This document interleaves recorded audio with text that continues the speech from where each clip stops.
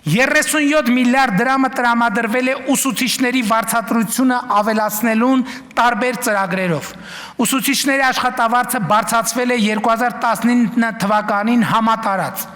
ապա գործողության մեջ է մտել կամավոր ատեստավորման ծրագիրը, ապա ԲՏՃՄ ուղղություններով եւ մինչեւ 100 երեխա ունեցող դպրոցների ուսուցիչների վարձատրության հավելումների ծրագիրը։ Արդյունքում 2018 թվականից ի վեր ուսուցիչների վարձատրության հիմնադրամը աճել է համախառն 37 միլիարդ դրամով, ինչը նշանակում է ուսուցիչների վարձատրության հիմնադրամի աճ 67%-ով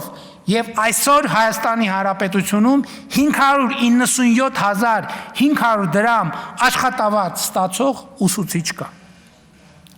Հավելյալ 74,3 միլիարդ տրամադրվել է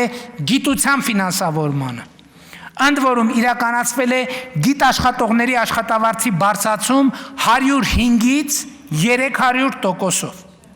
2018-2024 թվականներին նախորդող 7 տարիների համեմատությամբ գիտության ֆինանսավորումը Հայաստանի Հանրապետությունում ավելի քան կրկնապատկվել է։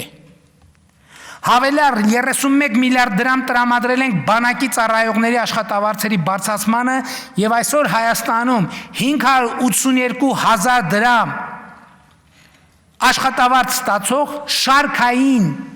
զինվորական կա։